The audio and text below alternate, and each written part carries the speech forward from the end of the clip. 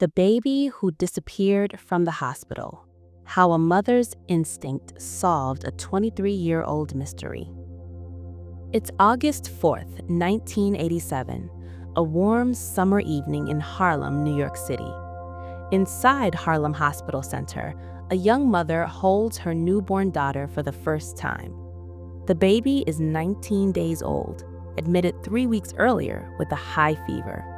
Tonight, she's finally ready to go home.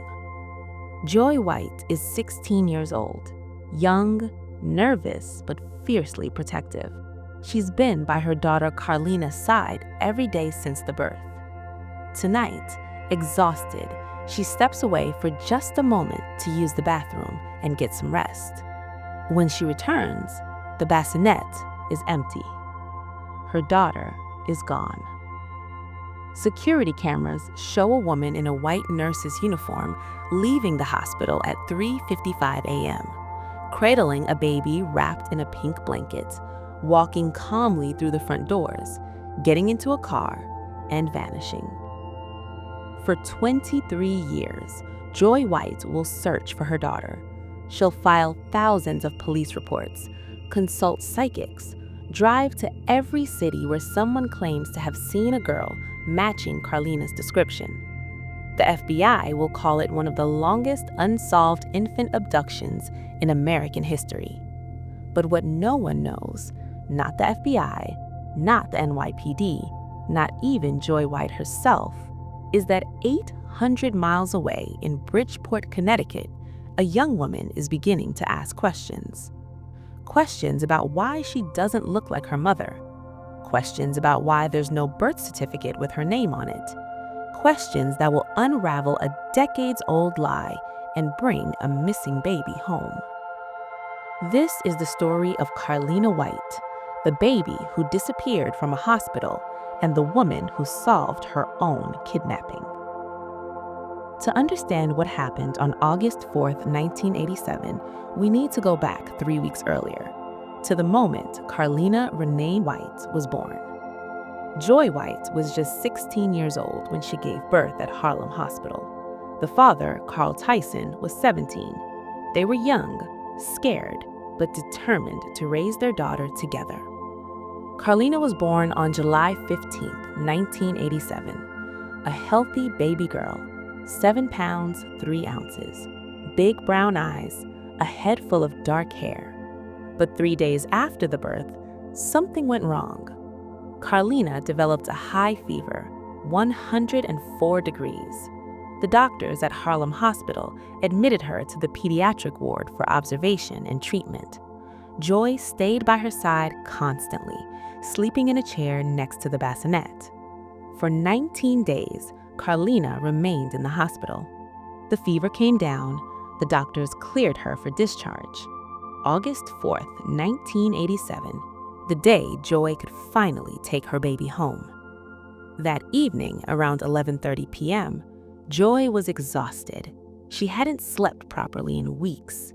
A nurse, or someone dressed as a nurse, offered to watch Carlina while Joy stepped away to use the bathroom and get some rest. Joy hesitated, but the woman seemed kind, professional. She wore scrubs, a hospital ID badge. She spoke soothingly about how Carlina would be fine. Joy walked to the bathroom, 5 minutes, maybe 10.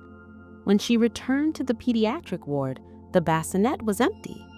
At first, she thought the nurses had moved Carlina for a routine check, but when she asked, confusion spread across their faces. "We didn't move her." Joy's heart began to race. She ran through the hallways calling her daughter's name. Nurses checked every room, every bassinet. Security locked down the ward, but Carlina was gone. At 3:55 a.m., 4 hours after Joy last saw her daughter, security cameras captured a woman in a white nurse's uniform leaving through the main entrance. She was holding a baby wrapped in a pink blanket.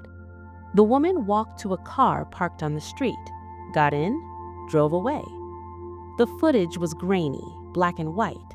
The woman's face wasn't clear, but investigators could make out a few details. White female, approximately 30 to 40 years old, heavy-set build, wearing hospital scrubs and a nurse's cap, carrying a pink bundle.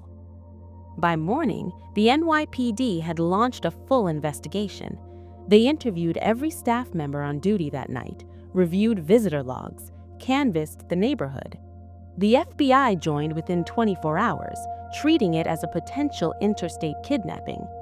Agents set up a command center at Harlem Hospital. They ran background checks on every employee. They looked for recently fired staff, disgruntled ex-workers, anyone with a motive. Nothing. The woman in the video didn't match any current or former hospital employee. No one recognized her. It was as if she had appeared out of nowhere, taken a baby, and vanished. Joy White and Carl Tyson were devastated. They appeared on local news pleading for their daughter's return. Joy's voice cracked as she spoke directly to the camera. "Please, whoever has my baby, just bring her back. I just want to hold her again. Please." The case made national headlines. Carlina's photo appeared on missing children posters across the country. The National Center for Missing and Exploited Children created an age progression image showing what Carlina might look like as she grew older. Tips flooded in, hundreds of them. Someone claimed to have seen a woman with a baby matching Carlina's description in New Jersey. Another caller said they saw a suspicious woman at a bus station in Pennsylvania. Every lead was followed, every tip investigated, but nothing led to Carlina. Months passed, then a year. The case grew cold. For Joy White, the pain never faded. She kept Carlina's baby clothes, the blanket she'd been wrapped in, the hospital bracelet with her tiny handprint. She marked every birthday, every Christmas with a candle and a prayer. Carl struggled in his own way. The guilt of not being able to protect his daughter, the anger at a system that let a woman walk out of a hospital with a baby and disappear. The FBI kept the case open, but without new leads, without witnesses, without a single piece of physical evidence, the trail went completely cold. By 1990, Carlina White was officially listed as a long-term missing child, one of thousands, a face on a poster, a name in a database. What no one knew was that 800 miles north, in Bridgeport, Connecticut, a little girl was growing up with a secret she didn't even know existed.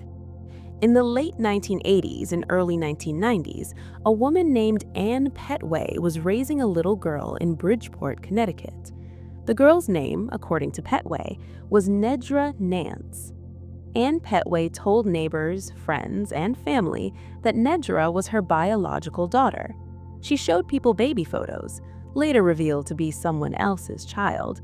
She enrolled Nedra in school under the name Nedra Nance. She celebrated birthdays, held family gatherings. To the outside world, everything looked normal. But for Nedra, growing up felt off. As a child, she noticed things that didn't add up. Small things at first. She didn't look like Ann Petway at all. Nedra had lighter skin, different facial features, a different build. When she asked about it, Petway would brush it off. "You look like your father's side of the family." But there were no photos of this supposed father, no stories about him, no relatives who came to visit. Then there was the birth certificate issue. When Nedra was old enough to need identification, for school, for sports teams, for anything official, Petway could never produce a birth certificate. She'd make excuses. "It's lost. I'm getting a new copy. I'll bring it next week." Weeks turned into years. Nedra's friends all had birth certificates, social security cards, official documents, but Nedra didn't. By the time she was a teenager, Nedra began to feel like something fundamental about her life was a lie. In high school, she started asking harder questions. "Mom, why don't I have a birth certificate? Mom, why do I look so different from you? Mom, who is my father?" Petway's answers became defensive, angry. She'd shut down the conversations. Sometimes she'd disappear for days, leaving Nedra with relatives. The relationship between Nedra and Ann Petway grew increasingly strained. By her late teens, Nedra rarely spoke to Petway. She moved in with friends, tried to build a life separate from the woman who had raised her. But the questions lingered. In 2005, at 18 years old, Nedra became pregnant. She was excited, nervous, but determined to be a good mother. And then she ran into a bureaucratic nightmare. To receive prenatal care, to apply for Medicaid, to register at the hospital for delivery, she needed a birth certificate. She asked Petway again, demanded it, actually. Petway stalled, made excuses. Finally, she admitted the truth, or part of it.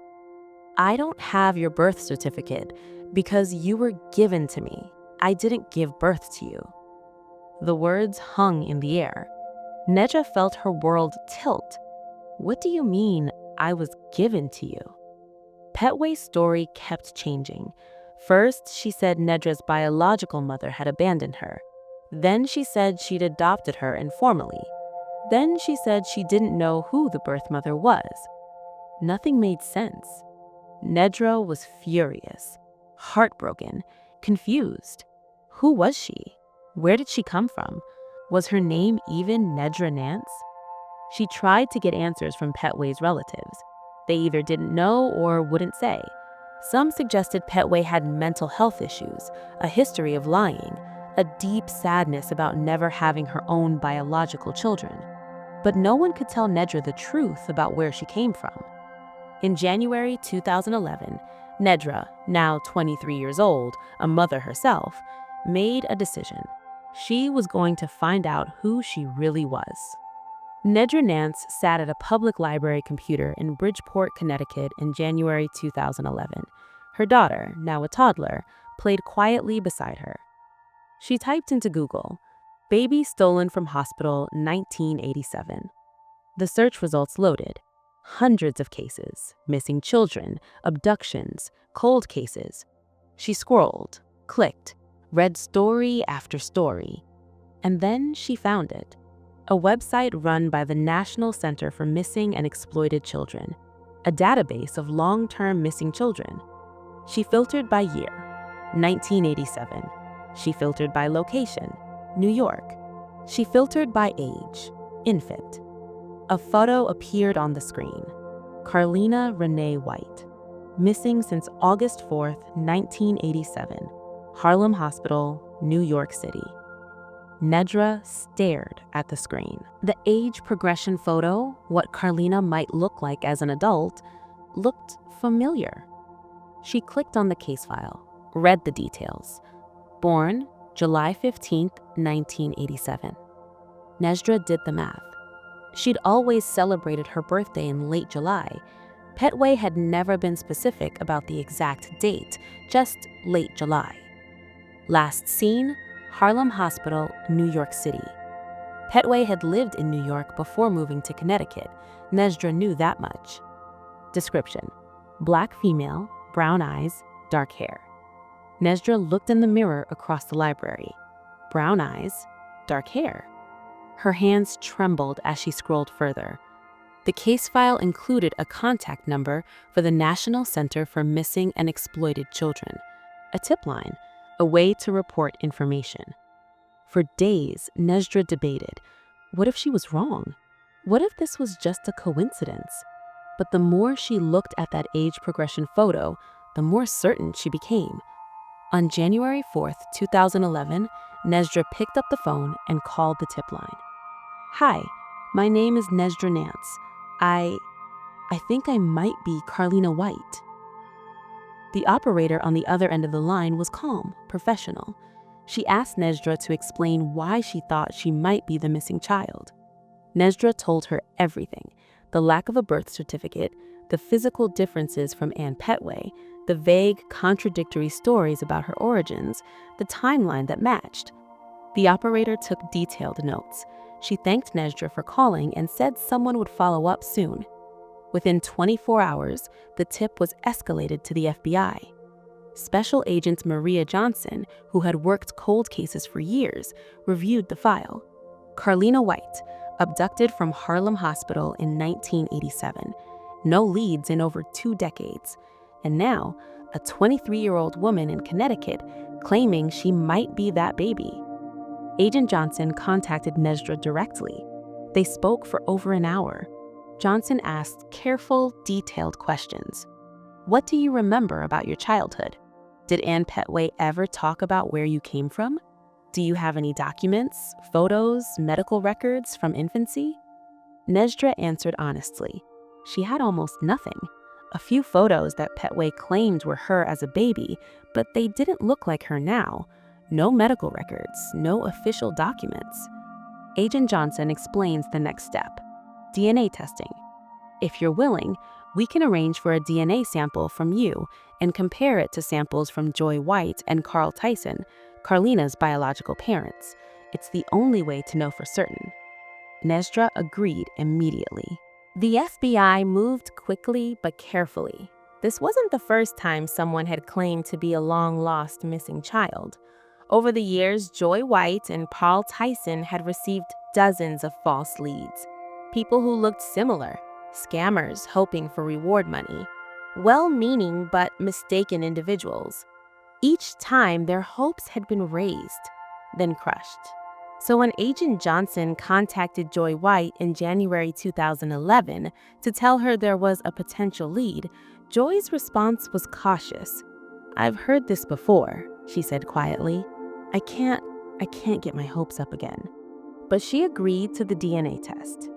On January 10, 2011, Nedra Nance went to a local FBI office in Connecticut and provided a DNA sample, a simple cheek swab. Joy White did the same in New York. The samples were sent to the FBI's forensic lab in Quantico, Virginia. The wait began. DNA analysis can take days, sometimes weeks, depending on the lab's workload and the complexity of the comparison. For Nedra, those days felt like years. She barely slept. She kept returning to the missing children's website, staring at Carlina White's photo. For Joy, the wait was excruciating in a different way. She'd spent 23 years hoping, searching, praying. She'd learned to protect her heart from disappointment, but this time felt different. On January 18, 2011, 8 days after the samples were collected, Agent Johnson received the results. She read the report twice, then a third time. Then she picked up the phone. Joy White was at work when her phone rang. She almost didn't answer, unknown number, but something made her pick up. "Miss White, this is Special Agent Maria Johnson with the FBI. I have news about the DNA results." Joy's heart stopped. She stepped outside, away from her coworkers, her voice barely a whisper. What did it say?" Agent Johnson paused. Then, "It's a match. Nedra Nance is your daughter. Carlina is alive." Joy White collapsed, right there on the sidewalk, tears streaming, unable to breathe, unable to process. 23 years. 23 birthdays missed, 23 Christmases wondering, 23 years of grief, guilt, hope, and heartbreak. And now, this. Carlina was alive. The news spread quickly. Within hours, the media had the story. Baby stolen from hospital 23 years ago, found alive. The FBI coordinated carefully. They contacted Nedra, now confirmed to be Carlina White, and explained that her biological mother wanted to meet her. Carlina was overwhelmed. For weeks, she'd been living in limbo, unsure if the DNA test would confirm her suspicions. Now it was real. She had a mother, a father, a biological family she'd never known. On January 21, 2011, just days after the DNA confirmation, Carlina White and Joy White met for the first time in 23 years.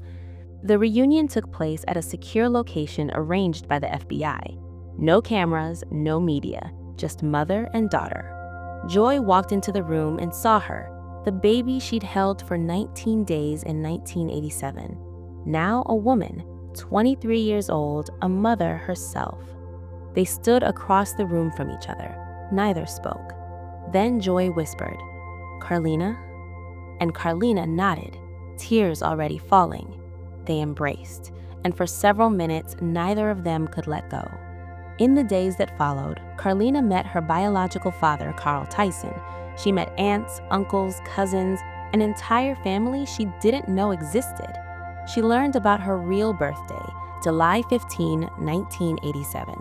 She learned her real name, Carlina Renee White. She learned about the 23 years her parents had spent searching for her.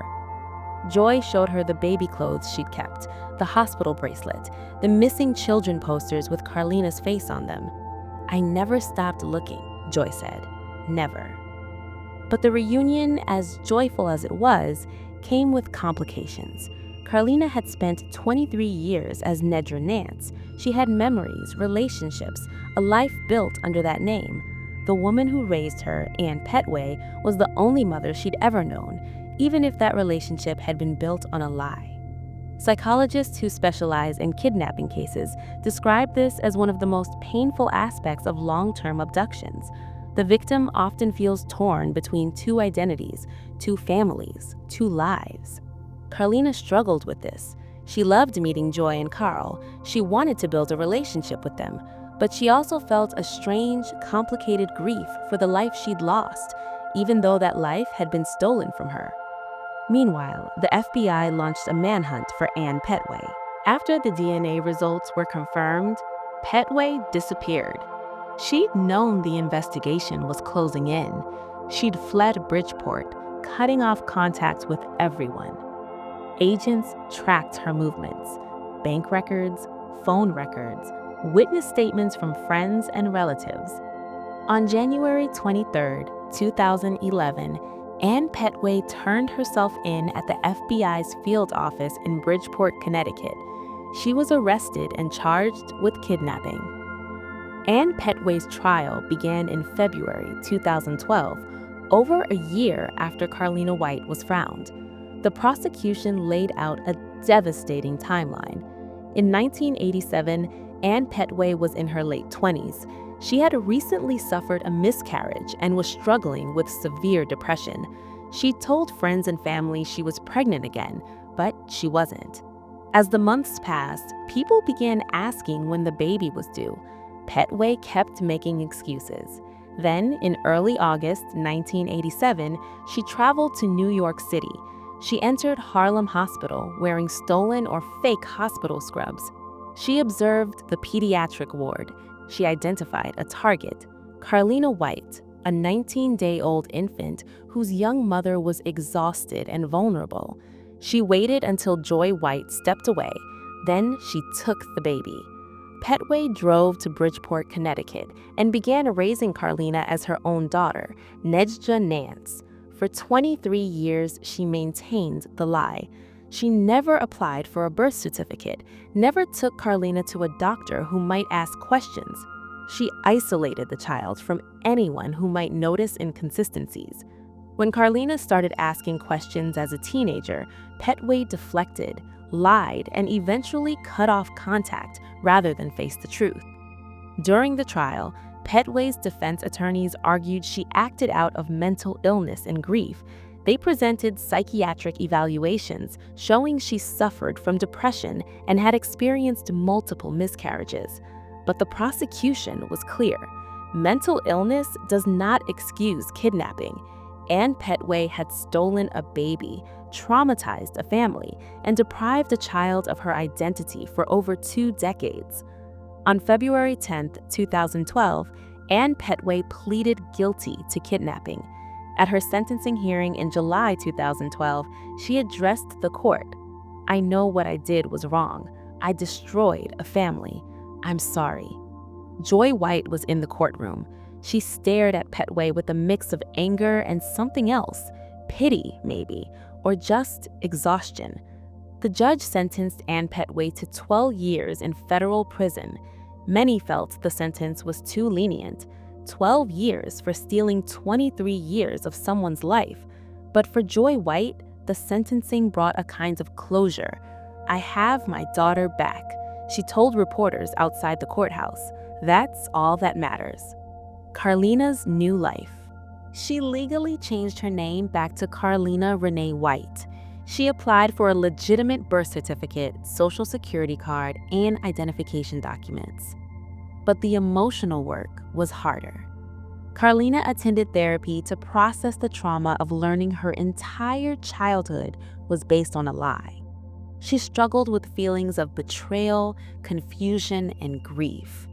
Her relationship with Joy White and Carl Tyson grew slowly. They had missed so much time. Carlina was an adult now with her own child. They couldn't simply pick up where they'd left off in 1987. But they tried. Family dinners, phone calls, holidays together.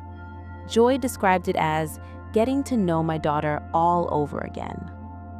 The legacy of the case. The Carlina White case became a turning point in hospital security protocols across the United States. In the wake of her abduction in 1987, Harlem Hospital and hospitals nationwide implemented stricter security measures. Electronic infant security tags that trigger alarms if a baby is taken outside designated areas. Surveillance cameras in all pediatric wards. Mandatory ID checks for all staff and visitors. Locked maternity wards with controlled access. These changes have prevented countless abductions since. The case also highlighted the importance of DNA databases and the National Center for Missing and Exploited Children.